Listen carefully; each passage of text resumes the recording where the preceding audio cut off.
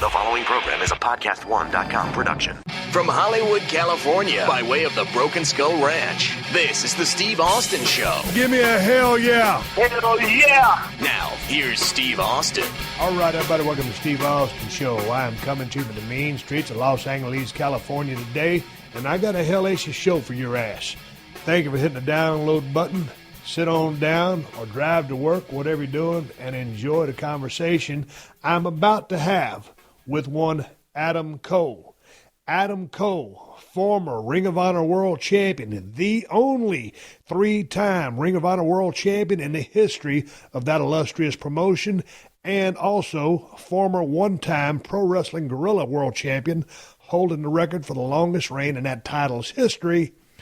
Adam was coming through Los Angeles this weekend to make a shot for Pro Wrestling Guerrilla. We got in touch with each other over Twitter.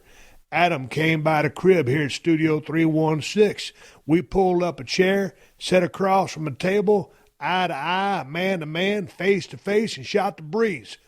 I talked with this cat for about an hour. He's 27 years old. He's been wrestling for about 9 years. He's a hellacious worker inside the squared circle. He's a hellacious promo. What I did not know after doing my research about him, or what I found out, that yours truly, myself, Steve Austin, formerly known as Stone Cold Steve Austin, along with The Rock, were very influential in getting this young man in the business of pro wrestling. Turns out, during some karate classes, Adam saw a little bit of WrestleMania 15. Myself against the great one, The Rock. Then WrestleMania 17, the defining moment there in the Astrodome. Stone Cold Steve Austin, Stone Cold Steve Austin, glass breaks, and bam, in front of 67,000 people, the BMF walked down to the squared circle. If you smell what The Rock is cooking, bam, here comes Dwayne Johnson, The Rock, coming down that aisle. And God dang it, man, championship was on the line.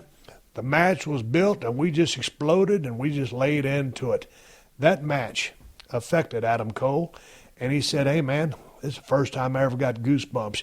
You'll hear him tell a story, but it's pretty cool for me to have that match all those years ago and a couple of classic matches to begin with, especially WrestleMania 17, one of my matches that I'm most proud of, to influence a kid like this to get into business and to see the kind of body of work that this young man is putting out now. He's a lights-out performer, so it's really cool to be able to inspire someone to get into the business and for him to pay his dues, keep his head straight, make himself available, and learn the business. And so at 27 years of age, 9 years in the business, this kid is running roughshod right now. Three-time Ring of Honor World Champion. The kid has a hellacious future, and the kid has a hellacious future in front of him, and I had a good time talking to him. I told you guys that I was talking to Adam Cole, at Adam Cole Pro on Twitter, and send me some questions to questions@steveaustinshow.com, and you did. My first conversation is 1 hour long. Next Tuesday, we will come back, and I will ask him the questions that you sent in, and he will provide the answers. And before I move on to the rest of this open of this show, I'm recording the Thursday Unleashed show from the Broken Skull Ranch. Unleashed. If you got a question or a topic you want me to cover, send it to questions@steveaustinshow.com. I will record that podcast live to a memory chip at the Broken Skull Ranch. I'm heading down to the Broken Skull Ranch the day before you listen to this podcast. I'm heading down there on Monday morning. I'm going to get on an airplane, get me a rental car, go get some groceries, go down there, put all my stuff in the house, go get on Buck the Mule, my Kawasaki Mule Pro FXT, and ride around the Broken Skull Ranch and look for shed horns. This is my favorite time of the year. It's like Easter for a guy that's not going to hunt Easter eggs. It's a guy hunting shed horns from a white-tailed deer. So I'm looking forward to seeing what I can find. We had a couple of really, really nice deer out there this year. And last time I went out there with my wife, we got lucky and found some matched sheds just laying there side by side. It was awesome. So I got a couple of deer located that I watched all throughout the year. Didn't shoot them. So I'm hoping to find their sheds, and it'll be something because it's always cool to go out there and see what you're going to see. But anyway, my conversation with Adam Cole is going to start in a minute. Like I said, I had a good time talking to this cat. And before I get to him, I got one more story for you. Man, I was coming back from a meeting at Kawasaki USA headquarters in Irvine, California the other day. And, man, I got out on the highway and I noticed that I was running on fumes.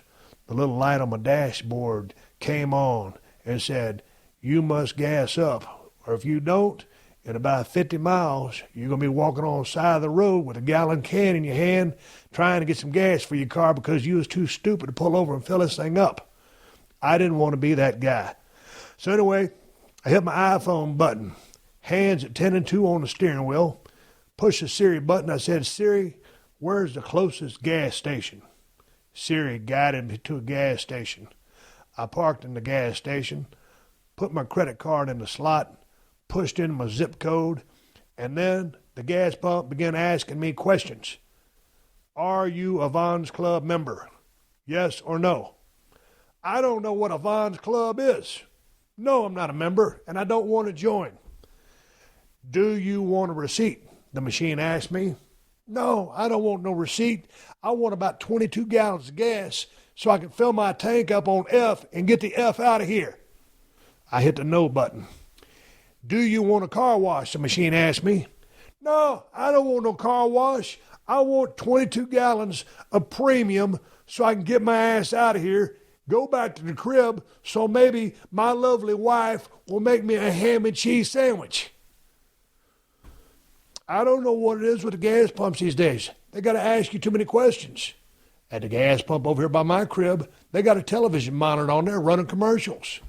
You put your credit card in there, they force you to watch TV. I don't want to watch TV. I ain't got time to watch TV. I got a 52-inch LCD TV in my living room I ain't got time to watch. Well, I'm lying to you. We just finished season 5 of Breaking Bad. Watched the season finale last night. Holy smokes. It's amazing what the human brain, or at least my brain, will forget in about 3 years. I didn't remember half the twists and turns. It was like watching it all over again. You know, a lot of it I did remember, but it was like seeing it from a different perspective because now I was picking up the minute details and all the other stuff, the subliminal stuff that they wrote in there. I think Breaking Bad is probably the best show that's ever been on television. The season finale. I guess I'm not giving any spoilers here, but because everybody always gets mad at me when I say something about something that I'm watching. Spoiler alert. Spoiler alert. You know when Walt goes over there to take out the bad guys, well, he was a bad guy himself, there at the end, and then he kicks the bucket. But he saves, what's his name? Jesse. When he saves Jesse from the meth heads, when they had him down there cooking in that gimmick, man, Jesse took off like a bat out of hell, and then Walt bled out, and he died, and his cancer had come back. God dang, I was a hell of a damn finish that damn thing. After we finished watching that, my wife and I sat there for about 2 minutes. Maybe it was a minute. Just kind of like, man, just kind of taking it all in. Did you enjoy it? I loved it. My wife loved it. I loved it too. Man, that Bryan Cranston. You know what? Everybody did a hellacious job in that damn series. And hell, I ain't telling you nothing you don't know. But hell, I'll tell you something we got to do. We got to move on and get to Adam Cole. That's enough about my gas stations and all the other stuff, Breaking Bad. I got a show to run here, and I got to pack up. I'm heading to the Broken Skull Ranch tomorrow, and I need you guys to send me the questions to question@steveaustonshow.com so I can record an Unleashed podcast Q&A down there at the ranch. And part 2 of my conversation, the questions that you sent in, is going to play next Tuesday. And Adam Cole is Adam Cole Pro on Twitter. You could check out his website, but he don't keep it up to date, so we won't even mention that. Before we get to the Body Podcast and talk to Adam, let me take care of one of the sponsors who's helping to make the world a better smelling place, and that's Hanes with Fresh IQ. Underwear is important. Socks are important. And after a long day of wear, we all know how both these articles of clothing tend to smell. Not good. they develop a certain aroma, let's call it the funk. And that funk happens to everyone. It's just a fact of life. I don't care who you are. So that's why Hanes invented Fresh IQ Advanced Odor Protection Technology. Hanes with Fresh IQ attacks bacteria and keeps fabric from absorbing the funk and other unpleasant aromas. That means your socks, T-shirts, and boxers smell fresher longer. So forget smartwatches and fitness trackers. This is the latest and greatest in wearable tech, the underwearable wonder of odor-controlling Hanes with Fresh IQ Advanced Odor Protection Technology. And right now, you can get 25% off your purchase of Hanes with Fresh IQ products. Just use the promo code FRESHAUSTIN. Some exclusions apply. So replace your old ratty boxer briefs, yellowed T-shirts, and mismatched socks. There has never been a better time to upgrade your obsolete undergarments with all new Fresh IQ socks, shirts, and underwear from Hanes. America's #1 underwear. Just go to Hanes.com and use the promo code FRESHAUSTIN to get 25% off your order of Hanes with Fresh IQ. Hanes with Fresh IQ Advanced Odor Protection Technology, the smart way to stay fresh. Everybody's got a to-do list. Drop off a dry cleaning. Pick up some milk. Here's an idea. Let's save hundreds of dollars on car insurance. And the good thing is you don't have to drop off or pick up anything. All you have to do is go to Geico.com, and in 15 minutes you could be saving 15% or more on car insurance. Extra money in your pocket? It just may be the most rewarding to-do you do today.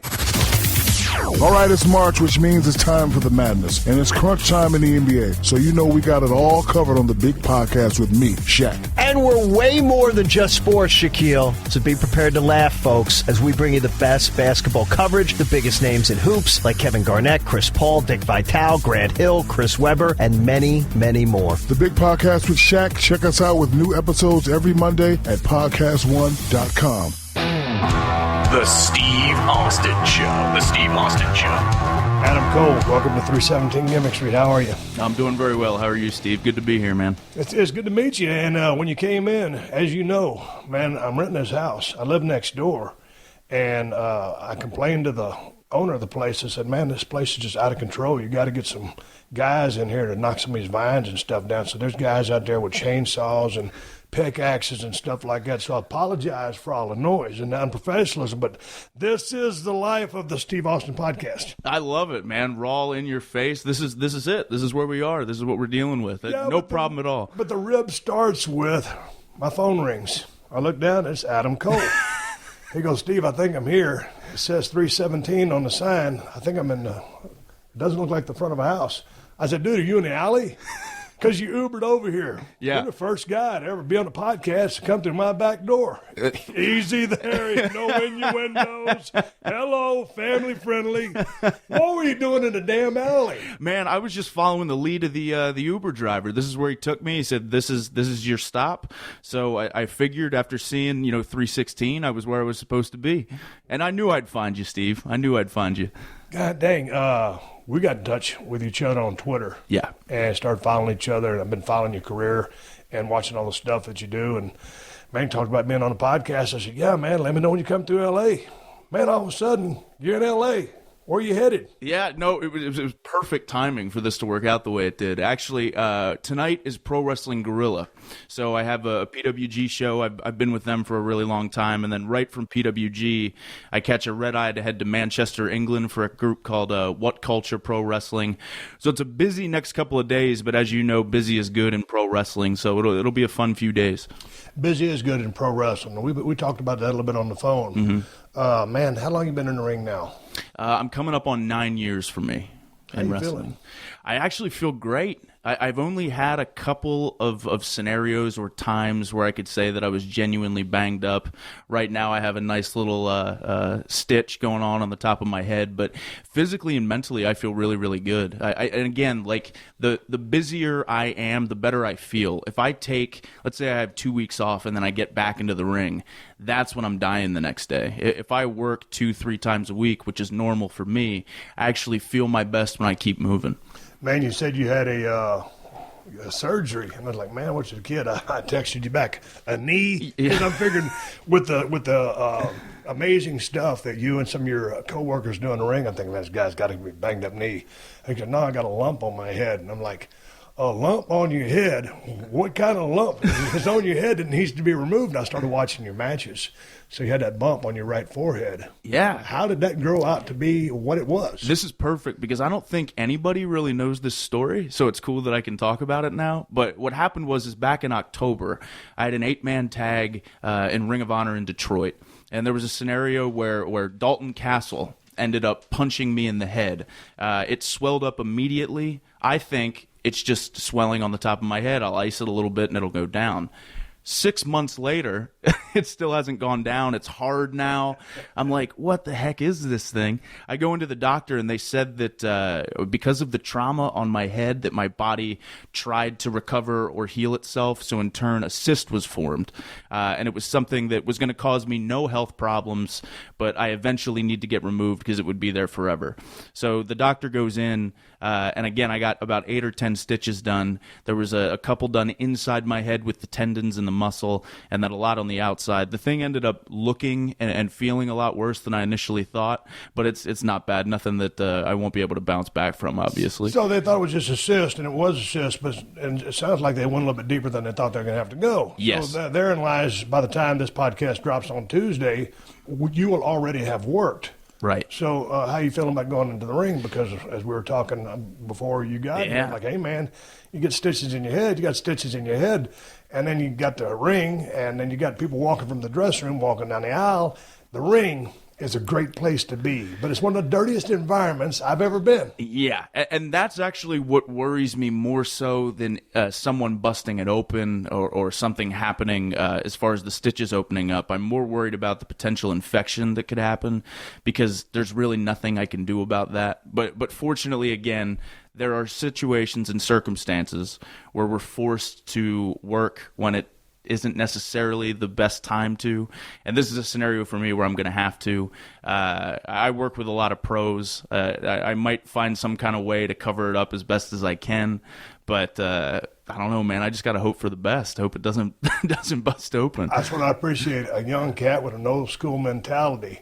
Let's talk about color a little bit. We were talking on the phone the other day, and I noticed in your championship match recently with Ring of Honor, lost a hell of a match to Christopher Daniels, and a great match. Man, was that a kick outside, a thrust kick? Yeah. And he gets into the ring post. Mm-hmm. Legitimate hard way? Yeah, I think so. Think so? But my point I think so.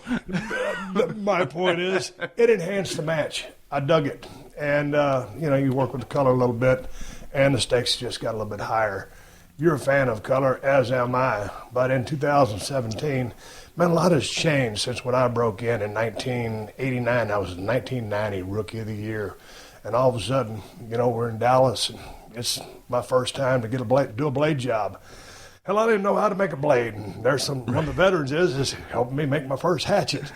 And so these days, with everything being the way that it is, back in the old days, well, even when we were getting color in the early 90s through 2000, AIDS, HEP, everything was still around, but it wasn't really thought of. It was an afterthought. Or I don't even think anybody really gave a damn. Right.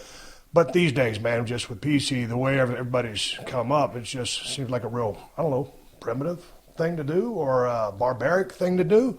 Or there's something to sticking a blade in your head and pulling it across or whatever it is. But as we were talking, somehow, some way I got busted open WrestleMania 13 and really added, to that match. And big time. You said that one of your moments that really started helping you turn the page was a night in which you got busted open. So what is your affinity for color? But as it is almost taboo in any place you go these days. Right. I think it's a shame that it is as taboo as it is because, again, at the end of the day, when we go into the ring and we're telling a story or we're creating emotion, there's no question whatsoever that good color really adds to that dynamic. I'm not one to say that every single night there should be blood. I totally don't believe that. But if two guys are feuding for a long time and you want to take that feud or that emotion or that drama to the next level, there is zero question that blood adds a huge dynamic to that. Again, again, talking about this match I had in New York City with Kyle O'Reilly in 2012.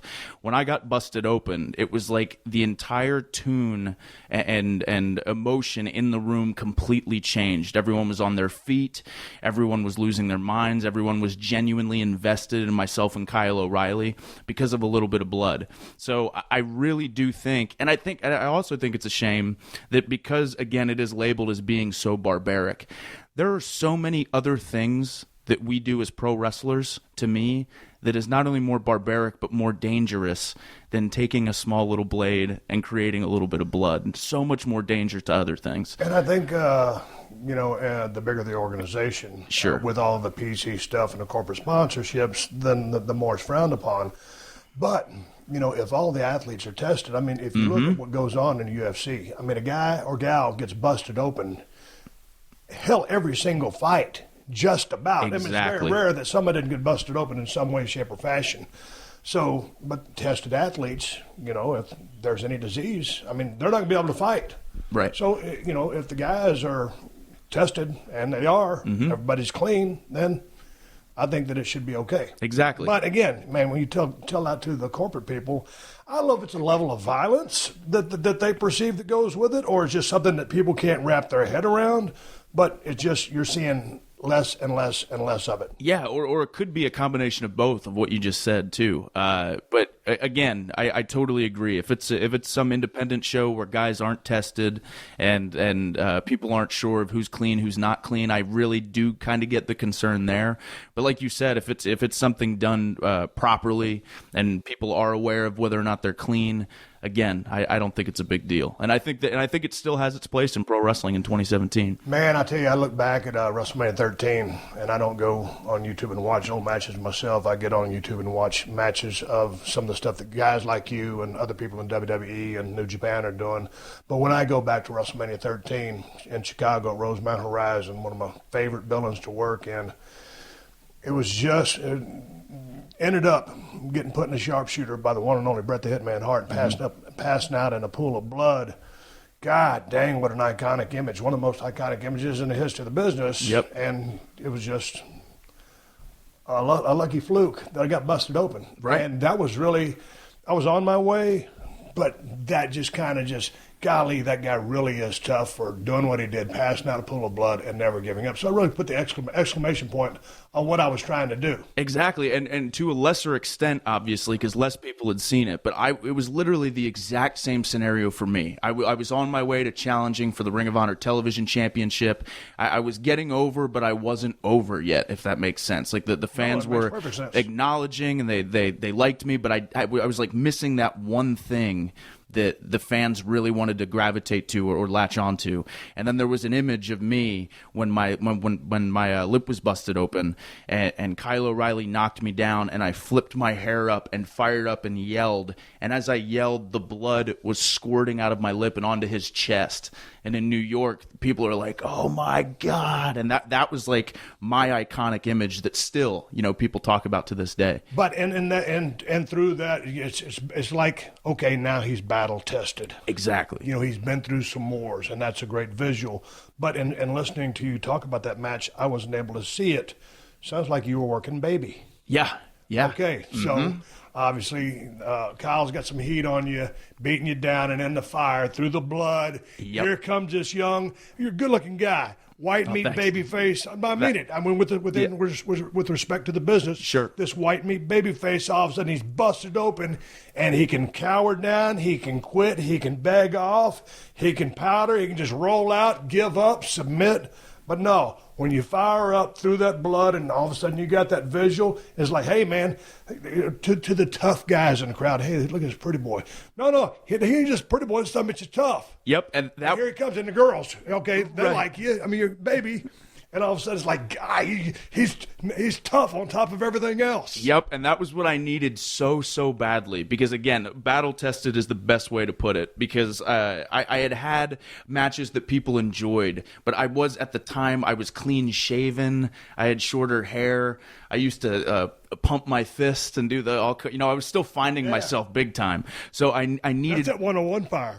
Right, exactly. Every promo pic I had, my fist was bald. Still totally trying to find out who Adam Cole was. And but that for me, that was also too, I think, when I started to understand what does make a good babyface in this day and age, because I did need to prove that I was tough and that I could hang, and that if people poked at me enough, I wasn't going to take any crap from anybody, and it wasn't always necessarily I'm always going to do what's right, and I'm always going to do what's best. I needed to have that edge, or find that edge, and me legitimately bleeding and fighting with Kyle in the ring was when I started to kind of discover that I needed to, as a babyface at that time, make sure that when it was my time to go and it was my time to fire up, that I brought it.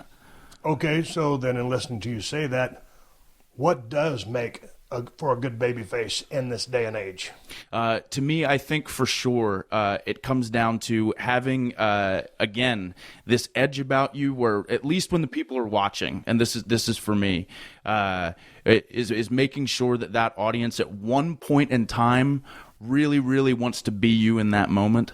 That's been to seem like the big thing that I've really noticed is when a babyface is getting beaten down and beaten down and beaten down, and finally when he comes back and he's ready to kick some butt and just go to town on that heel, that everyone in the crowd is so for you and wishes they could be you, and is totally engulfed in the moment. So in doing that, you're talking about a sell. Exactly. But that being said, yes, you have to sell because you have to get that crowd on your side, or to involve emotions, which is the strongest mover of any needle. Yeah. Great move sets are great move sets, but when you have emotions attached to the people that are doing those move sets, then everything is multiplied times 10. So people care about you, and selling, they can gravitate towards you. But along with being a great babyface and needing to sell, you've got to have some offense. You've got to have, not razzle-dazzle, you've got to have good basics, a good lockup. Your fundamentals have to be sound. I mean, you just can't just be some carefree guy who's sloppy. So you've got to be able to shine, and you've got to be able to have the talent. I mean, it's a heel's job to shine that baby up, to make that baby. But you've got to be able to be made, and you've got to have some go-to stuff or whatever it is, because – I mean, would you agree that you've got to do something offensively? Right. Because you're not the biggest guy in the world. Nope. So if the promoter says, well, okay, I see you as being an underdog. Hey, man, okay, underdog for what? One match, two match, whole run? What are you talking about? Because when I think about some people who play the underdog role, they do it so much that they just underdog themselves to death. Exactly. And they work themselves out of a job, because Ricky Morton is one of my prime examples. And I love the Rock and Roll Express are going to the Hall of Fame this year. Ricky Morton wasn't the biggest guy in the world, sell his ass off. And he was almost always the underdog, but he always got his stuff in. Exactly. And same thing with Superstar Bill Dundee. When I used to roll into USWA and I was working with Superstar, I was 6'2", 255. I'm working with Bill. He's 5'7", 205. And I'm thinking, he's an older guy. Been in the business 20 years by the time I got to him. Well, 20 years as a grizzled vet and smart, and Bill drew money, could cut a promo, and I love Bill, and he taught me a lot. So I'm thinking, I'm 255, I guess I'm just going to beat this guy up. Right. Not so fast, my friend. Bill whooped my ass. He got his stuff in. Talk to me about being in the underdog role versus level and being a step above. Yep, exactly. Because I think obviously heel, babyface, and all that stuff is circumstantial with a lot of different people. But if I'm looking at it objectively, like when I was figuring out who I was, for me in this day and age on the independent scene, it always worked best for me because I was working with a lot of guys who were established stars already. So even though they were the heels, I would come out, no one knew who I was, and then the heel would come out and they would cheer for the heel. For me, it always worked best when the heel beat me down to the point where the audience started to get uncomfortable and be like, oh, come on, kid, fight back. It wasn't just a little heat. It was a lot of heat, and it was aggressive heat. But I knew that when it was my turn to come back and it was my turn to fight, that I was going to bring literally everything that I had. And because I'd been beaten down so long, the audience actually would start to get behind me. That routine and that structure always worked the best for me. Because like you said, as long as at the end of the day, when it's my turn to fire and it's my turn to fight, I brought it. And then the audience was with me. And the key thing you're saying there is this is what worked for me. Right. You always have your general equation, which is take me as a baby. I wasn't your traditional baby, so that you didn't push me in a traditional style. Jim Ross didn't commentate for me in a traditional style. He'd go, I don't know why they like him, or, you can't trust that guy. He'd always embellish, instead of going with the flow of what you would do with a normal cat. So when you say, for me, that's the most important part. Figuring out what works for you time and time again. If someone asks me my opinion on something, well, I'll give them my thoughts. But, this is coming from a guy that was 6'2", 255 in his prime, and in 7 years in the business before I got that real break, right. Pissed off, chip on my shoulder, a physical style. That was what worked for me. But at the end of the day, fire for a baby, a mean streak for a heel. We're going to get into that in a minute.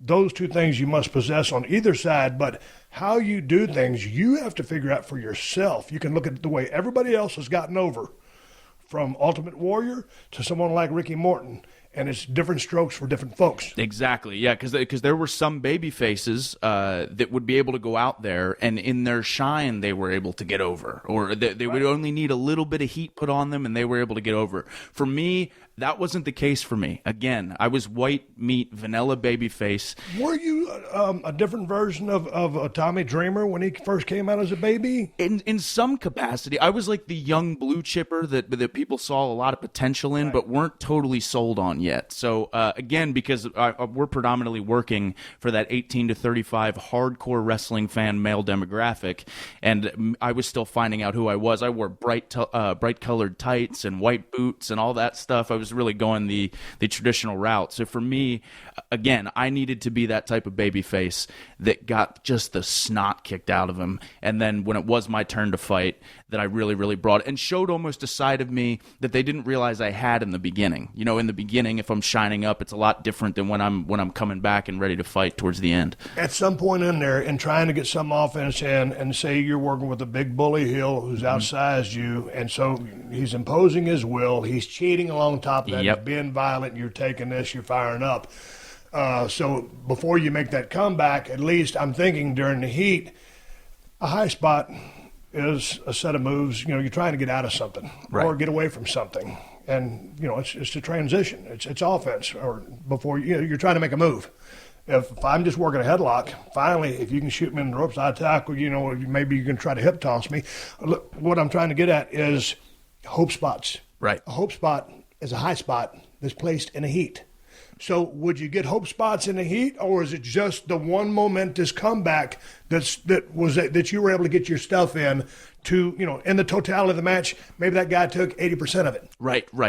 Katie bar the door, finally here you get your comeuppance, and there's your offense. Or would you put the hope spots in there to build it and then explode, or just explode at the end? Again, like you said, this is just something that worked for me. For the most part, I was a guy who would get hope spots in, but I was not a guy who was fighting the entire time. Okay. I was a guy who, when it was my turn to get the crap beat out of me, I was really getting the snot kicked out of me. I would show fire, I would show life. I wasn't a rag doll and just laid there, but I felt like the audience started to sympathize with me the longer and more aggressive that I was helplessly getting beaten up. And then when it was my turn to fight back, almost, I don't want to say like Hulk Hogan style, but there was a point when I would get hit and I would want more, and I would ask for more, and I would rip my elbow pads off and maybe curse at the guy, and then the crowd was like, whoa. And then when it was my turn to go, then it was all me. That worked best for me. Is there any time that you were like in your way and trying to find yourself, and I want to ask you how long that was, but in that babyface role, and selling and adapting this style, and you found out that this was working for you, were you ever in a spot where, okay, you said a lot of times you're working with heels that were established, and so they were probably good enough to stay on you. Yeah. Did you ever felt like anybody was left you hanging that you kind of had to say, hey, man, bring it more? Oh, for sure. Yeah. There's definitely been. You're feeling it. Yeah, exactly. There's definitely been circumstances. It's very rare because I work with a lot of pros, but there have definitely been times on random independent shows where I might feel the crowd is somewhere and the heel might feel that the crowd's somewhere else, and then normally we get on the same page. But there have for sure been circumstances where I'm almost walking the heel through what he should be doing to me. All right, before we get any further, I have to take a minute here to thank another sponsor who lets me do this for you free twice a week, and that's Dollar Shave Club. There is no reason at all to use a cheap disposable razor or to pay ridiculously high prices for some gimmick razor that's got a laser point with 17 blades in it. Make the smarter choice. Join Dollar Shave Club.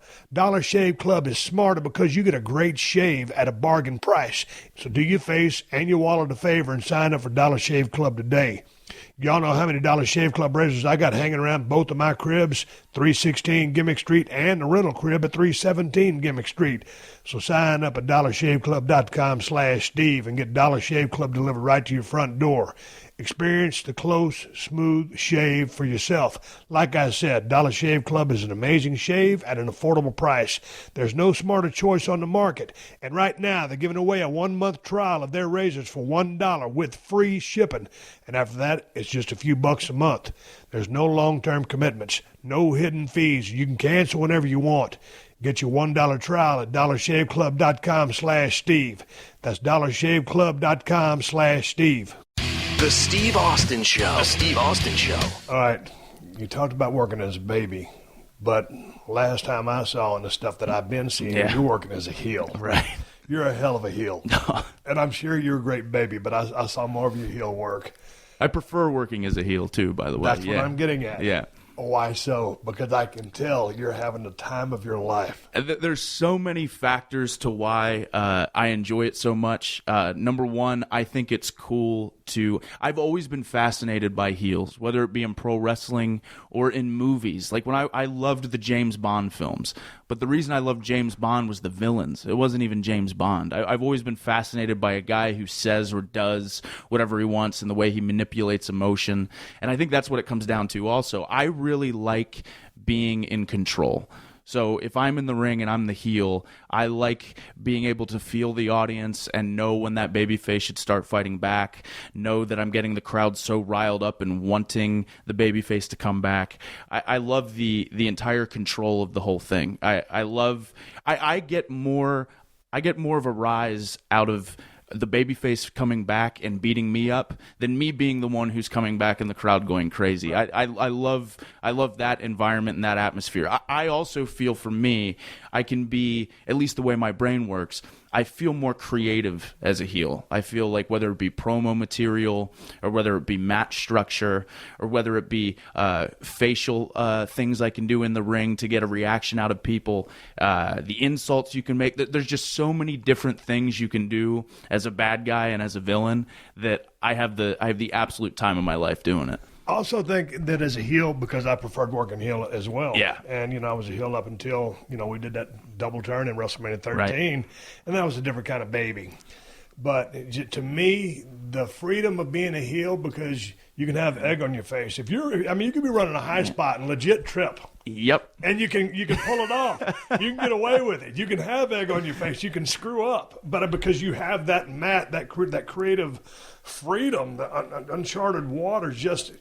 it doesn't matter. Right. As that baby face, and of course, I had a pretty good baby face, a different kind of baby face, but there's a certain code that you have to kind of, for the most part, run by. Even a Stone Cold, at my hottest, there's still some code that you must adhere to. It was a lot of gray area in my code, but damn it, as a baby, you just got to be a little bit more traditional. As a heel, anything. Anything. Yeah, you can literally try, experiment with, do anything you want, because you're right. As a babyface, there's a certain thing that you have to, or a certain bubble that you almost have to stick in. But as a heel, there's a million different things you can do.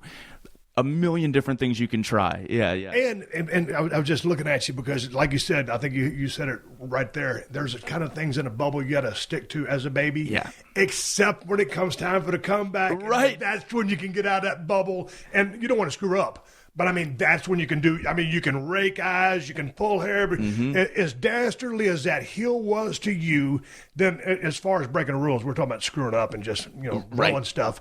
But in that comeback, I mean, that's when anything goes because you're just reversing what that heel did to you. And today – I mean, not today, but sometimes as I'm watching the business, because as we were talking, I just love to watch the business and see what these guys and gals are doing. On that comeback, man, it's so many times people want to get caught up in the bink, the three clotheslines into that. And there's a time for three clotheslines. But my point is, when I'm talking to some people about a comeback, and as you were talking about your comeback a while ago, you've been beaten down for so damn long, it's rage. And this is finally when either the heel slipped, or it's just you put on the bionic powers and it's time for that comeback because every babyface rises in every movie, and they're either going to get screwed in the end or they're going to go over, whatever the finish is. But if you don't explode, and if you're not feeling that, there's so many formula comebacks. Yeah. If you have a set move, a set or whatever you want to do during a comeback, it's fine. But if you're not, I could stand there in the middle of the ring with DX, Triple H, all those guys just feeding me and use nothing but a right hand for 4 or 5 punches each. And I'm talking about a 6-guy feed. Right. In the middle of a 6, whatever many guys there was, and just throw right hands. Yep. And I was connected with them, and those guys were feeding the hell out of me. Basically, our whole roster was full of Hall of Famers. But it's all about a comeback, is rage and getting yours back. Yep, exactly. Because that's my favorite. Because generally speaking, again, all circumstantial. I know I keep saying that, but I love the idea as a heel. Like normally for me, when I cut my babyface off, I'm pretty angry at first, and I'm really, really aggressive. And then the longer I'm in control, the more arrogant and cocky I get, and borderline lazy because I feel like I'm in control. And then when that babyface comes back and has that rage that you're talking about, and I get to have that, oh crap, I'm screwed look on my face. That's my favorite part of the match. And when the crowd's going along with it the whole time, and again, I'm cowering and all that stuff. That's so important. So important. How long do you think it took you to find your way to be a good baby? I actually think that I learned how to be a good babyface after I learned how to be a good heel. Really? Yeah. So going back to that match with Kyle O'Reilly in what was 2012? 2012, yeah. Okay, so you were a good baby, but you'd have to have a heel turn before you went back to baby? Yeah, and I think I didn't truly understand what I wanted or should have been as a babyface until I was the one who was the heel and in control, and then knowing what I wanted from my babyface.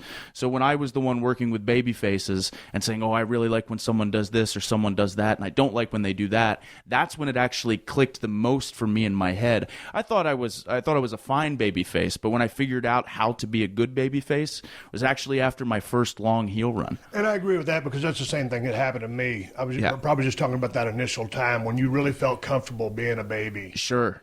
Yeah, probably. Because I sucked. I mean, when I was green, when I watched stuff back on YouTube from, stuff 90 through almost 91, I was almost a heel from then on until I turned into Stone Cold. But when I watched my early day stuff, when I was green as grass, I totally blew. And I think everybody does. Except Steamboat and Flair. Well, I saw a Flair match, and he was really green.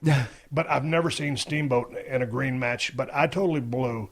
And so, going through the paces, you're just working for the formula. You're just thinking shine, heat, come back, go home. Don't screw up. Don't screw up, and that's all you're thinking. Right. But, yeah, it's like once you get to be a heel, and it's like, oh, okay, here's what it's like to be on the other side of that. I need this guy to do this for me. Or here's what I can do to really make this guy look like $1 million.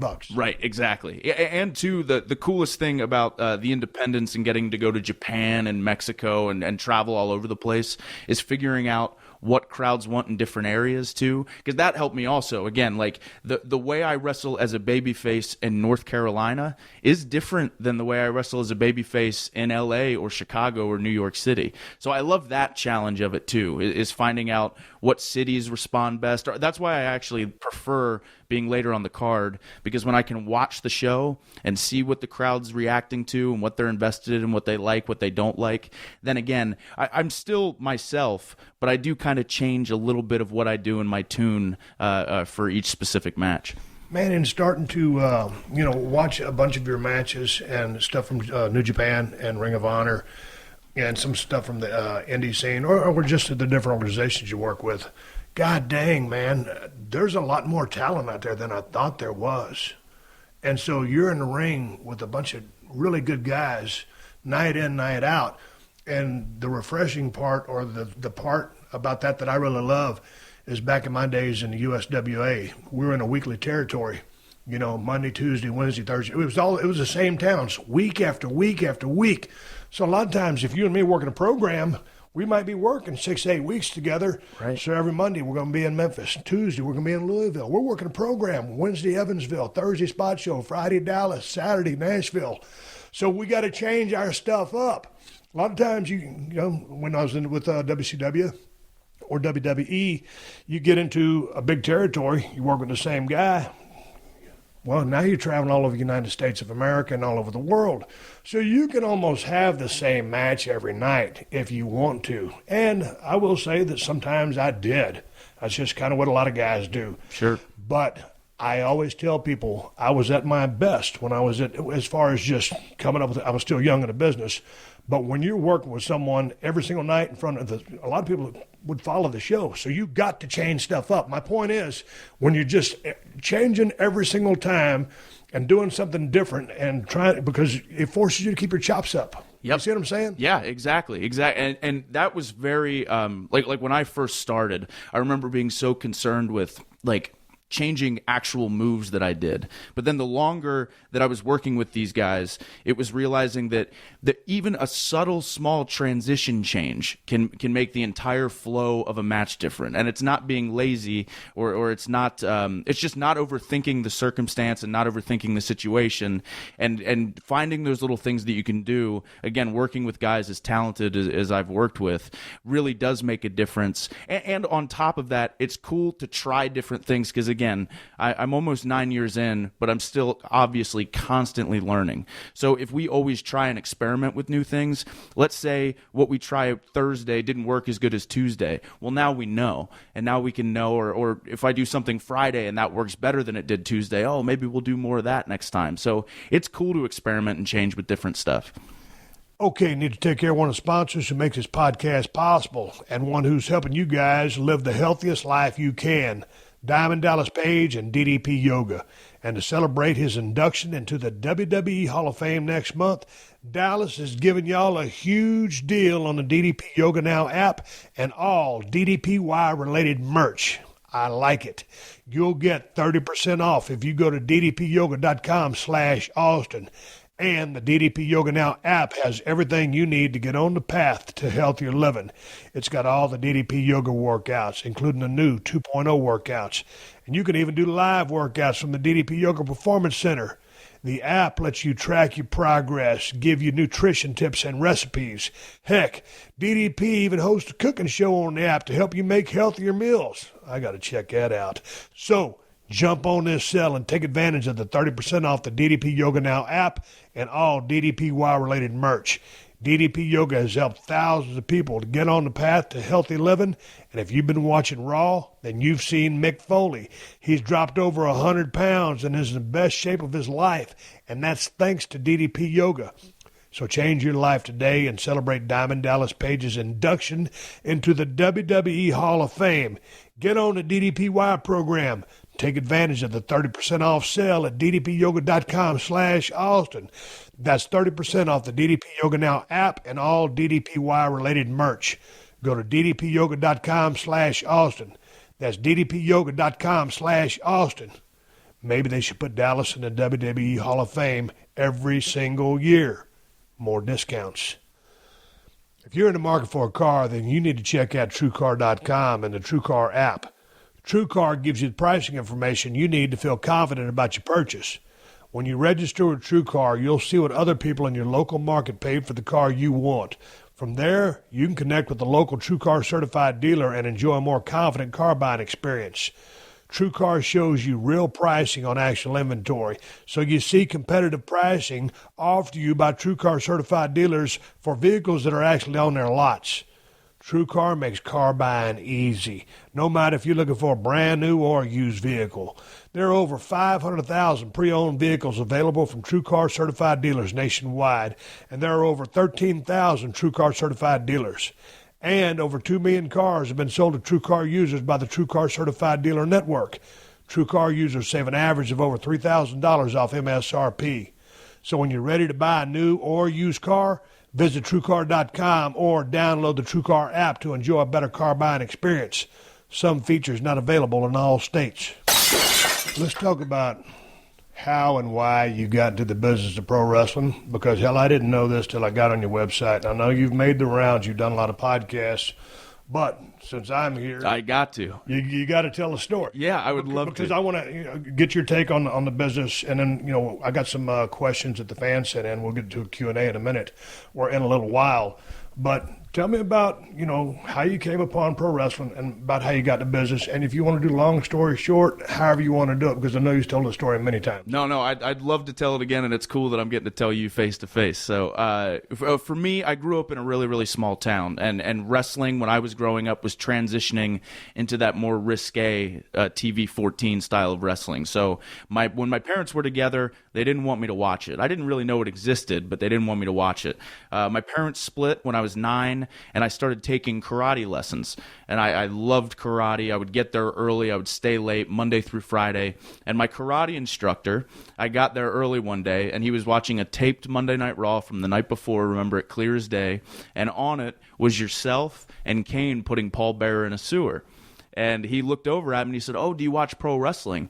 And I said, "Yeah, I watch it all the time." But I'd never seen it before. I just wanted to fit in with him so bad. Long story short, he lets me borrow WrestleMania 15, the first time you wrestled The Rock. And I only watched it initially because I wanted to fit in again with my karate instructor.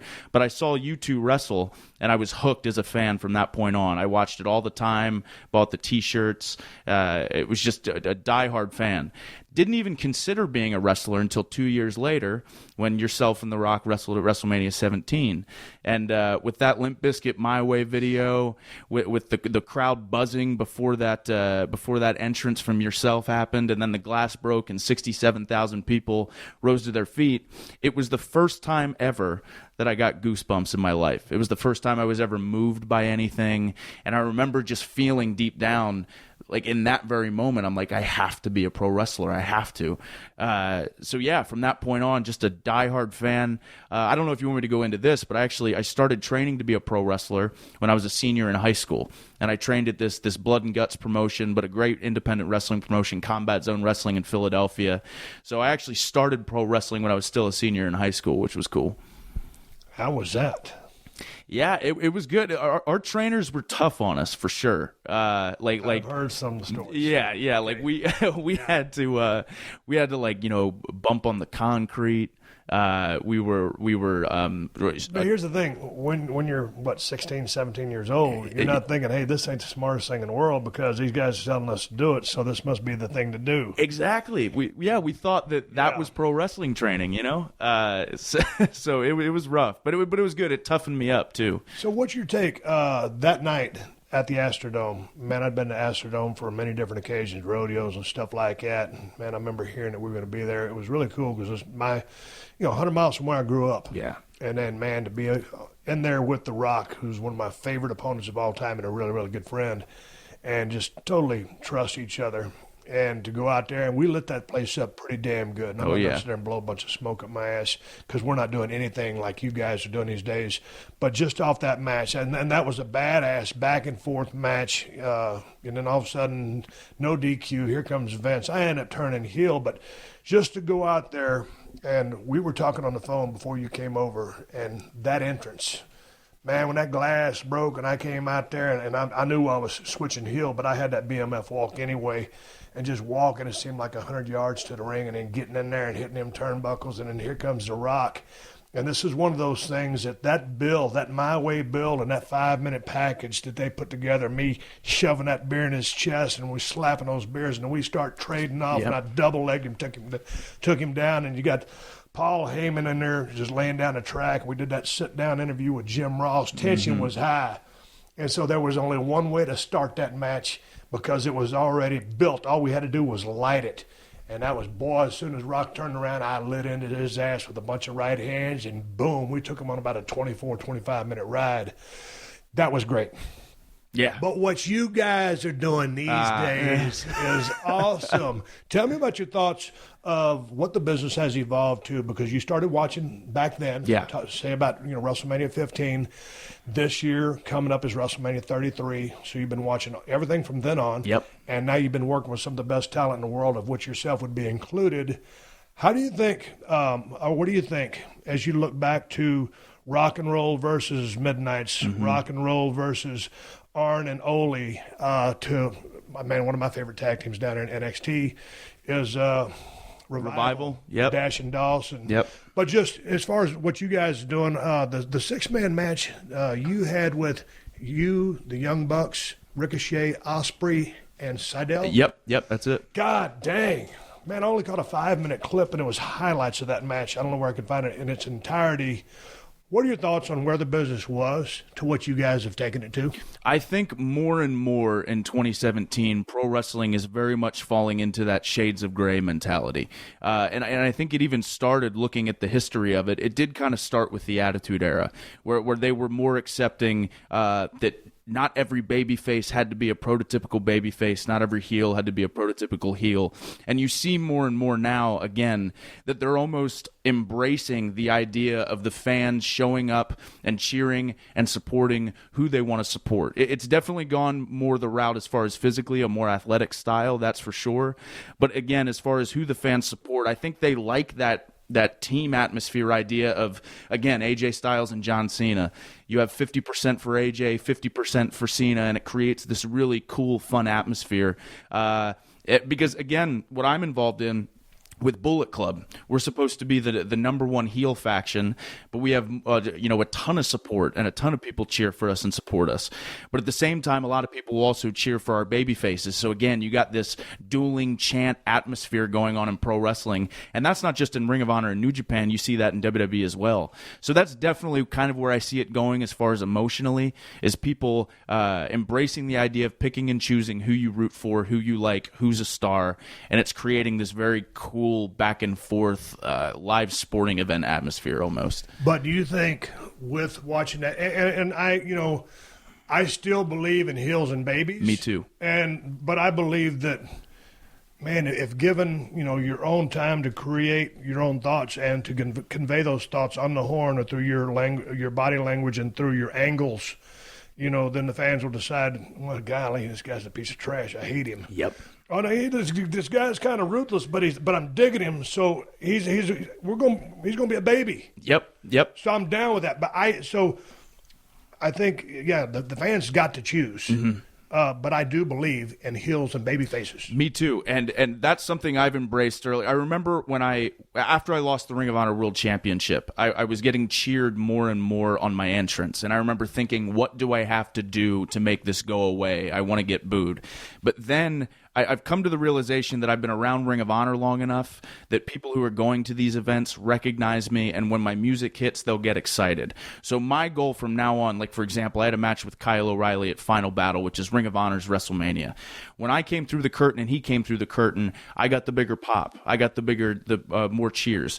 But then my goal as the match was going on and this happened, by the end of it, every single person was chanting for O'Reilly. So I've come to terms now too with, they can cheer me through the entrance, they can cheer me when they see me, but then it's my goal in that 20, 25, 30 minutes to get everybody invested in that babyface. That's my job. And then sometimes, just on a heel reaction in a positive light, it's like, hey, man, you're a star. Right. And people recognize that. It's like, hey, man, let's see what I can do with them during the match. But at the end of the day, whether it's a cheer or boo, and I always strive to be either a heel or a baby. I wasn't trying to be a tweener. Mm-hmm. For some I was. But for me, it was all or nothing. And so, like in Bullet Club, y'all are just, because some of the footage I watched when AJ was still in and Gallo and Carl Anderson were still in, man, the strength in numbers and then just the whole click thing, a lot of it was like NWO type stuff. Exactly. But it was so cool. a lot of people are going to gravitate towards that, and that's fine. But because it takes, dude, it doesn't take just great babies to draw a house. You have to have great heels, and whether you like them, love them, whether you love them or hate them, they're a big part of the show. they're the exact same equation of the show. If you ain't got a heel that's over, you can have a baby that's super over, but that baby wants to work with a heel that's super over as well. It's the totality of the card and the fact that people are going to make up their mind. As long as you got stars, you're going to have a crowd. Exactly. And I think people, too, have really gravitated to Bullet Club again because people growing up watched factions like the NWO. So now they're seeing all their favorites come together and do all this NWO-esque stuff. And again, beating down these baby faces, saying whatever they want, doing whatever they want. But in turn, while these baby faces get over, exactly like you said, if you have heels that are over and baby faces that are over, then you get these cool dream match scenarios that people actually want to pay money to see and watch. And the thing is interesting, like with AJ, because man, I've been so happy when WWE picked up AJ. He's one of the best workers in the world and has been around so long. He had that cup of coffee with WWE a long time ago, and now for him to be in the main spot, and he's coming there, and every single at bat he's blasted over the center field fence. So I'm so happy for that guy to get a damn shot and succeed as well as he has. Oh, absolutely. Yeah, I've known that AJ Styles is one of the best, if not the best wrestlers I've ever been in the ring with, based on personal experience and matches with him. But again, the way that AJ's been able to constantly reinvent himself as well, like when he departed from TNA, everyone was kind of unsure of what he was going to do. He blew it out of the water. He went to New Japan. I think AJ deserves a lot of credit for a lot of people in the States getting into New Japan, because a lot of people were like, oh, AJ Styles is over in New Japan Pro Wrestling, and AJ's having these 5-star matches with Nakamura and Okada and Tanahashi, just tearing the house down every night. Coming to Ring of Honor, AJ doesn't get a lot of credit either. It's a known fact that when AJ was released from, or was let go or left TNA, when he got booked for Ring of Honor, he sold upwards of like 800 tickets because he was booked for the show. So AJ's a star. He was a star then. He's an even bigger star now, and it's cool to see him just killing it. Okay, talk about the 6-man match that I just referred to about 5 or 10 minutes ago. With respect to the in-ring product, this was a question I was really trying to ask. Where else can the business go? To me, that's about...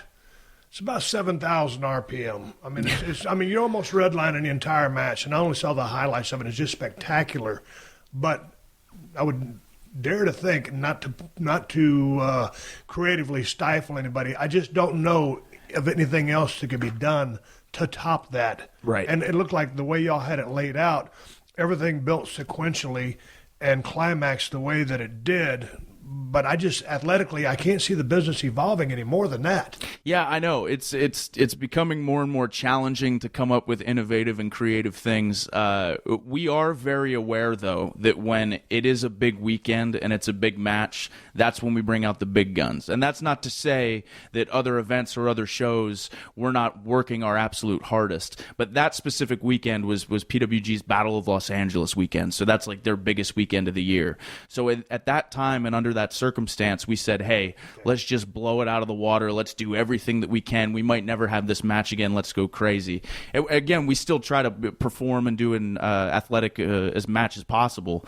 But for that specific circumstance, that was like, let's bring everything we have. Let's do everything we have. And let's just give these people a show. But in turn, too, like even with guys like the Young Bucks are very smart about having things in their act that doesn't require them to take a lot of crazy, unnecessary risks. That's one of the things that I've come to appreciate about those guys. Yeah. Watching some of their videos, please continue. Right. So, and I think that is kind of the route and direction that wrestling is going, in the sense of there are so many guys on the independents that can do so many cool things athletically. We were talking about this earlier, and just these super impressive, awesome things that I can't do, things that the Young Bucks can't even do. But the reason that I think we are where we're at is because of certain character traits or certain things that the fans can latch onto and attach to. Thank you, because that's what I was getting at. You guys have well-rounded characters. You're not just movesets. you bring emotions out of people. People care for you, whether they love you or they hate you. You're a heel right now. People can't stand you. Right. But the Bebe stuff is pretty fun. How did that come about? Man, so totally by mistake, actually. So I'm a huge Chris Jericho fan, and I'm also a huge Joey Matthews fan, Joey Mercury. So obviously Chris Jericho used to always exaggerate baby to the point where he'd say Bebe. But really, the whole reason I started saying my name and Bebe at the end was because I was watching Joey Matthews on these independent shows, and when Joey Matthews was working as a heel, he used to over and over again put his arms in the air and yell, "Joey Matthews, Joey Matthews." And I was like, that's brilliant, because if anyone doesn't know who he is, everyone's going to know who he is by the end of this match. And he used to do it over and over and over again. So I was like, oh, I'm going to do that. But I added, initially it was just Adam Cole Baby. Yeah. Then it got more and more exaggerated. And then people started doing it with me. Initially, when I first started doing it, no one would do it. They hated it. They thought it was terrible and awful. So it's amazing that that's gotten over now. And that's something that people can't wait to do on my entrance or in the ring or anything like that. But you got it over. I got it over. The building blocks to get it over. Right. It took me years, but I got it over. When I look at your work in the ring, man, I see Adam Cole.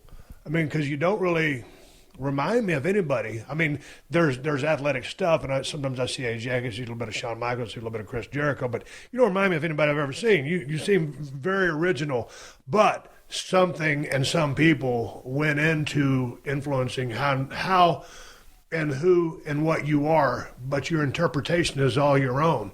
That being said, with as many syllables as I used to say it, who were some of your influences coming up as a baby or as a heel that influenced you in the vein of style of work? Sure. Again, like we had mentioned, Chris Jericho, huge fan, and someone I studied a lot. Another guy that's on everybody's list, I think, is Shawn Michaels. I mean, the guy's ability to work as a babyface or as a heel, I think he's an underrated promo, too. I mean, I just thought he was fantastic.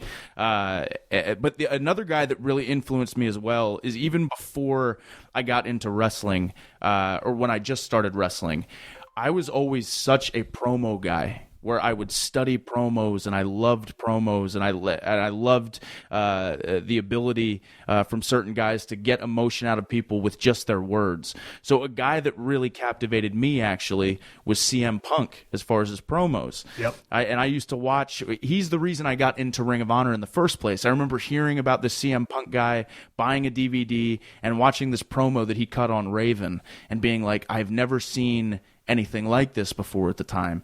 So I to this day will go and watch promos that he does because they've influenced me so much.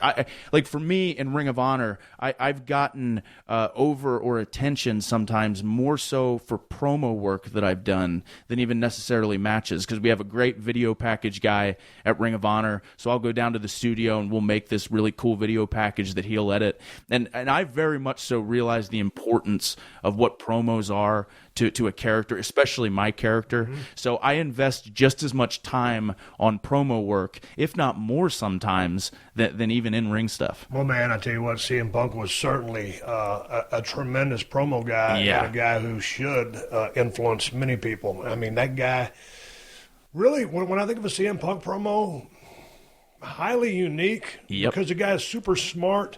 He has a real dry wit and some sarcasm about him. He's a laser on that horn. He can just shred you. And he can come off, if he's working heel, as a total prick. I mean... And in his eyes, too. Like, I believe every single word that he says. And that's probably the biggest part of it. Yeah. But when I think of a CM Punk promo, I just think just laser focus. And he is so at ease talking and full of confidence. And like I said, he believes every single thing he's saying. Just lends... I had my trash style of promo, but, and to your point, whatever works for you. Right. So you found what works for you, but CM Punk is damn sure a good person to study if you're trying to learn how to cut a promo. So then in thinking about promos, when you're riding down the road, when you're traveling, I mean, there on the indie scene, or if it's a Ring of Honor or dare say Japan, are you guys still traveling tour buses in Japan? Yeah, we're over in the tour buses in Japan. So take me on a tour bus inside Japan, because I was a stateside worker. The longest I ever spent in Japan was a 3-week tour. That was when I tore my tricep on the third night of the tour. Wrestled for 2.5 weeks with a torn tricep. A lot of tags, a lot of 6-man tags. And myself and Arn Anderson, Ron Simmons were about to go crazy. Yeah. We were drinking every beer in sight just because we weren't used to Japan. Sure. I love the work over there. I love the culture. I love Japan. But we were stateside workers. Yeah. So the question is, I'm not talking about the shenanigans or the nightlife, nothing like that. I'm talking with respect to, what are you doing? Are y'all dissecting matches? Y'all talking the wrestling business? You thinking about promos? Where's your head at? Oh, you letting the steam off? What? The entire time, we're all of us are talking about wrestling. Lots of times, my travel buddies for me when I'm on the road is I'm with the Young Bucks and Christopher Daniels and Frankie Kazarian. That's a good crew. Yeah, it's a great crew. And not only because those guys are great guys, but the reason we all connect is we all share that passion for wrestling. You know, we're booking the territory. we're talking about different ideas, different concepts. It's a blast. We all love it so much that's all we want to talk about. We talked about this too. When I'm home, I don't know what to do with myself. But when I'm with my buddies on the road and we're talking about wrestling, that's when I'm at my happiest. And I feel I'm at my sharpest when we're talking about it all the time too. So that's all we're doing. We're 24/7 talking about merchandising ideas, finishes for matches, angles down the line, going over a match that we had a month ago with different ideas or what ifs or different concepts. It's the business 24/7. Man, that's good to hear, because I always tell people, man, if you ain't living, breathing, eating, sleeping the business, I mean, you're probably going to be second best or second tier, because if that's all, hey, there's going to be some, genetic, limitations maybe imposed on some people. But my point is, you're all in. And if you ain't all in, you're never going to be on top unless it's a damn fluke. You got to live, eat, breathe, live the business. And so it's good to hear that you guys are doing that. Yeah, absolutely. There's there's no question either. Like when I tell people, I'll do like some of these Ring of Honor seminars, and they always ask me what my number one piece of advice is. And it sounds like such a broad, generic statement, but if it clicks with them, it really will make a difference. Again, if pro wrestling is your number one priority, you will go as far with this as you possibly can. There can be no question in your mind. There can be no hesitation. Like for me, not the smartest idea in the world. I didn't go to college. The reason I didn't go to college is I didn't want that 1% in my brain to say, I have a backup plan if this doesn't work out. I wanted to say that I have to make it as a wrestler or I'm screwed, So I put myself in a situation where I needed to succeed and I needed to make it and I needed to travel. So I always tell people that too. And it shouldn't even... Of course, there is sacrifice to this job. Of course, it's hard, it's difficult, it's hard on your body, it's hard if you're away from your families.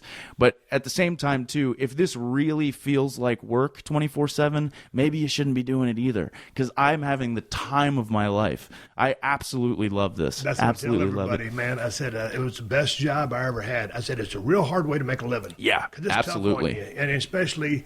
If you have a wife, it's harder. If you have a kid, it's harder. If you have 2 kids, I mean, it's just everything adds incrementally or exponentially. The more stuff you have, it's just a rough life. Sure. Because you're always gone. And you got to be gone because that's just what the job entails. Right, exactly. Yeah. I think it's fun. It's so much fun. It's so much fun. I just saw this on my Google alert. I was talking on a guy's podcast the other day, Brendan Schaub, former MMA fighter, Big Brown Breakdown. And I think it was, they're one of the MMA guys or something that said that, pro wrestling life, wasn't tough. And I pretty much summed it up for him. You take that camp and you go out on the road, take your camp and just travel with it. And then get back in the car. Nobody's helping you. Bad hotels, the whole 9 yards. And you get back to me in 10 or 15 years after you go do all that and tell me what your experience was. Even if you're just, working out in an octagon instead of being in a squared circle.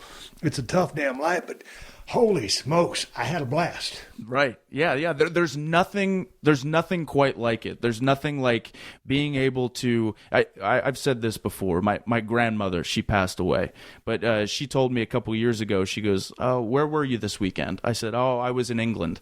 And she goes, I've always wanted to go to England. And I was thinking about it. I'm like, I'm getting to travel the world on somebody else's dime, doing what I love to do, coming home with money. making bonds and friendships that will never go away, and then meeting a bunch of people who share that same passion, telling me how much they enjoy what I do. Like, it's the ultimate dream. It's like what you fantasize about as a kid. There's nothing better than it. Okay, so you love it. I loved it. I'm out of it. I've been out of it since 2003.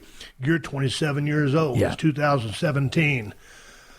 You got the stitches in the forehead right now, but other than that, how's the body feel? How beat up are you? How banged up are you? Because I'm gonna imagine at 27, God dang, you probably want 10, 15 more years in business. Minimum. Yeah, for sure. How are you feeling? What are you doing to take care of your body? Yeah, for me, actually, what's really helped post-surgery on my left arm has been yoga. That's helped me a ton, helped me a lot with my mobility and how I feel and stuff like that. And for me, too, I'm one of those guys where I can lose weight fairly easily, and I'm a hard gainer. So when I came back from surgery, I had some extra fat that I wanted to get rid of. So I worked real hard on trying to get my abs back and lean out a little bit. Now I'm in the process of trying to gain some weight again. So for me, it's this constant fluctuation of okay, trimming up a little bit. All right, now I'm going to gain a little bit of weight, but I'm at a good place now with as far as being lean, where I'm happy with the idea of trying to put weight on. So it's a lot of heavy weight lifting, a lot of Olympic style lifting. I force myself to eat a lot, but yeah, I work out on the road when I can. Obviously, if I'm home, I work out, but I also make sure, again, for how I feel, yoga's really changed and not just saying this, DDP yoga is exactly what I do. It's helped me a ton. Yeah, I swear to God, I'm a DDP yoga guy. I love it. What got you turned on to that? Because, as you know, I used to live with Dallas. When I first came to L.A., he's my longtime travel partner, one of my best friends. And he came by when I was living in Malibu, and we did yoga together.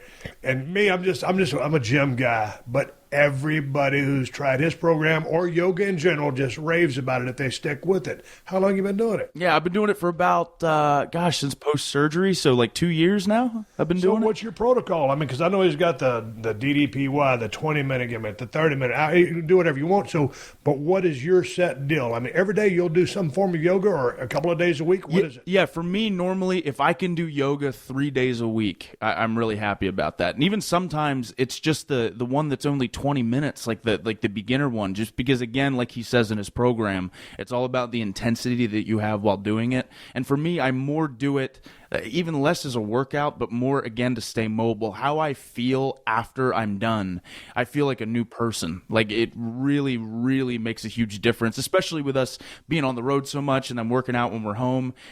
It really helped me. How long does it take for you to become proficient at doing like a downward dog? Here's a hero pose or whatever the names are, dude. I've tried a couple of them, and when you see someone who's done yoga for a long time, it's like, oh, Jesus, that's so stupid. They just got this pose, and all of a sudden you try to do it. It's like, not so fast, my friend. Yeah. So my question is, how long did it take you to acclimate to it, just to be able to hold the poses and do all that stuff Dallas does? Yeah, I noticed for me, after about a month of doing it, my body really started changing. Like, there were lots of times where he would have the alternative pose instead of the actual pose that oftentimes I have no shame in admitting. Like, over half of the program, I'm doing the alternate pose because I never stretch. I never do. It bores me to death. But yoga makes me feel like I'm working out and stretching at the same time. So for me, about a month in, and I'm still getting better. That's the cool thing too. I'm constantly, each month or each week, I feel like the poses are getting deeper. I can hold it for longer. I feel better. It's overall, again, the cool thing about yoga is I feel like it's this constant improvement. There's no such thing as like mastering it. Are you able to let your mind drift when you do yoga? Because some people are into the meditational aspects of it along with the physical part that goes with it. But I mean, are you trying to be like, just have no thought? Or are you thinking sequences and high spots and creativity? Where's your head? I try, for me, when I'm in the gym or I'm doing yoga, it's really hard for me in the gym because I'm listening to, I'm a big hip hop guy, so I'm listening to music, and music brings out emotion in me. And when I have emotion, I think about wrestling. So I'm really thinking about wrestling a lot when I'm hitting the weights. But as far as yoga, I am really able to completely clear my mind and like recharge my batteries and really not think about anything. Again, when I first started doing it, I wasn't able to do that as well, but the longer I've done it, the more I've been able to just enjoy it for what it is and just have that break and have that relaxation where I'm actually not thinking about wrestling, my personal life. I'm not thinking about anything. Hey, man, I didn't think that you'd be into the Olympic lifts. So you talking about clean and jerk, snatch? What are you talking? Yeah, clean and jerk I do. Or stuff like, obviously deadlifting, clean and jerk. I'm not great at snatching. I'm getting better at it. I think it's because I'm scared with my shoulder for sure. But I have done it before, and I keep practicing it and getting better. But for me, my body responds best as far as gaining weight to those heavy style Olympic lifts. That's Moolah the watchdog cutting off the conversation here. Well, they're giving us a go-home cue.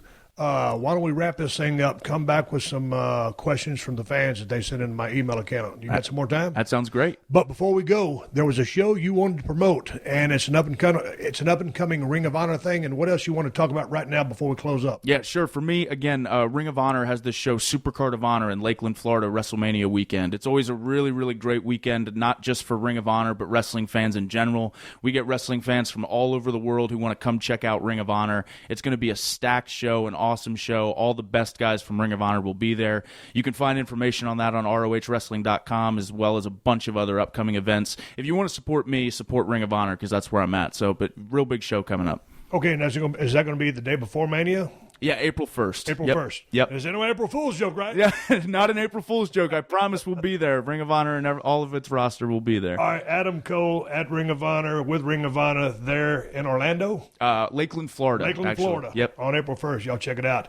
All right, everybody, give me the go home cue. It's time to wrap up this podcast and ride off in the sunset. Before I do, I want to thank Adam Cole for coming by the crib today. It was real nice meeting that guy. Hell of a damn hand in the ring. Great promo. I've had a chance to watch, man, I tell you about 10 or 15 of his matches, watch his promos, read about him. God dang, kid's got a real bright future, 27 years old, about 9 years under his belt. Already a hellacious worker. Only Ring of Honor 3-time world champion. So I think that speaks for itself. Good talking to you, Adam. Look forward to seeing you again. I'll catch you down the road. Hey, man, before I let you guys go and give you some plugs, I want to give you a video to watch. And while I was researching Adam Cole, I come across this 6-man tag match. I can't find the match in its entirety. It's just a highlight reel. But if you go on YouTube and you type in Will Ospreay, Ricochet, and Matt Sydal versus Adam Cole and the Young Bucks. Highlights, 5-Star Wrestling. Right now it's got about 52,723 views. Man, it's 6 minutes and 14 seconds. Highlights of this match. I don't know how long the entire match lasted, but god dang, I never thought that the business would evolve into what it's evolved into. And this match, the highlights is absolutely spectacular. So I'm looking forward to seeing the whole match in its entirety. All these guys, just tremendous timing, working their asses off. The Pro Wrestling Guerrilla crowd was just eating it up. Hellacious finish, all kinds of stuff. All the bells and whistles and some character building stuff and some real fun stuff in there by the Young Bucks. Well, everybody got their stuff in, as we would say in the business, and then some. So anyway, that's my clip of the week. And if you can find that match, I'm sure, I don't know if that was on a pay-per-view or if that was on just Ring of Honor programming. Anyway, I'm not real familiar with all of the Ring of Honor stuff. But obviously, this is a match. If you can find it, seek it out. And I'm going to seek it out, and I'll report back to you. But just check out that highlight reel. Send me an email to questions@steveaustonshow.com. And, man, I'm going to head down to Texas. You're going to hear part 2 of my conversation with Adam Cole next Tuesday. And I asked you guys on Twitter, my Twitter account, Steve Austin BSR, hey, man, if you got a question for Adam, send it to me, and I'll ask him. So my Q&A session that you guys provided the questions to will drop next Tuesday. I'm going to do my own BS Q&A on the Unleashed show. So if you've got any questions you want me to shoot the breeze about, send them to questions@steveaustonshow.com. I'm going to record this podcast down at the Broken Skull Ranch while I'm down there shed hunting and doing some work. So everything flies, including the kitchen sink. A Q&A. Send me questions to questions@steveaustonshow.com. And stay tuned next Tuesday for part 2 with Adam Cole for the questions that you provided me to ask him. Anyway, hey man, all the shirts that you've seen me wear on last season's Broken Skull Challenge, They're at ProWrestlingTees.com/Steve Austin and BrokenSkullRanch.com. We released 8 extra T-shirts about a month ago. All those T-shirts are on there. And if you're looking for a badass beer, look no further than Steve Austin's Broken Skull IPA from El Segundo Brewing. Stop into the brewery if you're in L.A., 140 Main Street, El Segundo, California. Pick it up in California at Whole Foods and Total Wines. Or order it from InsideTheCellar.com if you live in a state they ship to. And you can find everything Steve Austin at BrokenSkullRanch.com, including both of my pocket knives from Cold Steel. I got the Broken Skull, and I've got the new knife. You wanted a cheaper, less expensive knife, but still badass quality? I came out with Cold Steel knives. The Working Man. This is a badass knife. Sharp as a razor, just like the Broken Skull. Priced at the Working Man. Designed a different pocket clip for this one. Goes in and out of your pocket a lot easier because you're going to be working all day. You're going to be carrying this damn knife with you, and it's a dandy. Check it out at Amazon.com, ColdSteelKnives.com, and BrokenSkullRanch.com. It's a badass knife, and if you want to spend a little bit more money, there's that Broken Skull. That thing is super bad. They're both badass. I got to stop saying badass so much. Anyway, I got to say one more thank you to all the fine sponsors of the Steve Austin Show. It's how I'm able to do this podcast for you free twice a week. And you can find all my sponsors at PodcastOne.com. Just click on the Killer Deals button at the top of the page and then click on the Steve Austin Show banner. So thanks to Hanes. Just go to Hanes.com and use the promo code FRESHAUSTIN to get 25% off your purchase of Hanes with Fresh IQ products. Dollar Shave Club. Go to dollarshaveclub.com/Steve to start your 1-month trial for just $1 with free shipping. DDP Yoga. Go to ddpyoga.com/Austin to get 30% off the DDP Yoga Now app and all DDPY related merch because Dallas is going into the WWE Hall of Fame 2 days before WrestleMania 33. And just a reminder that the Steve Austin Show is also a participant in the Amazon Associates Program, an affiliate advertising program designed to provide a means for me to earn fees by linking to Amazon.com. You can link to Amazon at PodcastOne.com by clicking on the Killer Deals button at the top of the page. Hey, the 60-second AP News headlines are coming up next. Until then, my name is Steve Austin, and I will catch your ass down the road. This has been a Podcast One production. Download new episodes of The Steve Austin Show every Tuesday at PodcastOne.com. That's PodcastOne.com.